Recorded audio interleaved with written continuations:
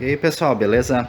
Então eu tô com esse Palio Attractive 2016-17. Eu vou dar uma dica aqui sobre tampa de combustível aqui.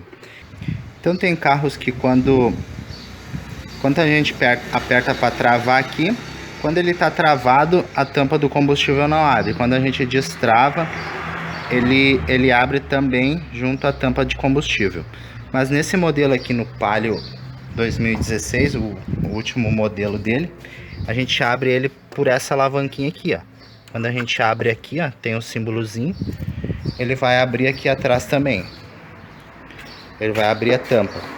Mas nesse carro aqui e outros modelos de carro, ele também tem uma outra saída. Tipo, se essa travinha aqui não funcionar, se ela for elétrica, nesse caso aqui ela é mecânica, né? Pelo cabinho lá.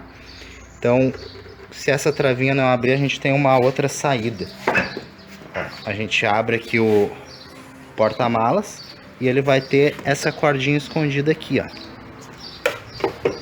Então a gente tranca ele, ó.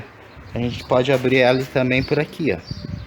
Ó, basta a gente puxar ele, ó, e aqui ele já tá aberto, ó.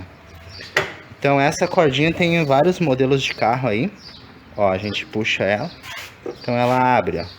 Então ela é um plano B, digamos assim, para se a gente não conseguir abrir pelo alarme, como é em outros modelos de carro, a gente também tem outros carros que ele é escondido, que nem da linha GM por aqui assim, ó.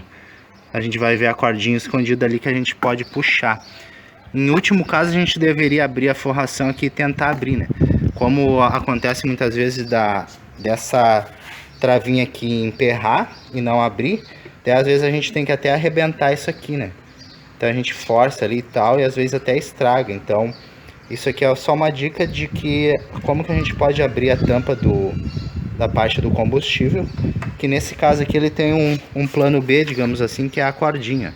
Então puxando a cordinha a gente consegue abrir ele facilmente, ó. Vou puxar na cordinha aqui, ó. Então isso aqui tem vários modelos de carro, então muitas vezes, se não abrir lá na frente ou no controle, tenta procurar se não tem essa cordinha na parte do porta-malas aqui do carro, né? Que daí já é uma mão para a gente não precisar estragar essa portinholinha aqui do combustível. Então é isso aí, pessoal, essa aqui foi uma dica rápida aqui. E se gostou, deixe seu like aí, compartilhe com seus amigos e até a próxima. Um forte abraço, valeu!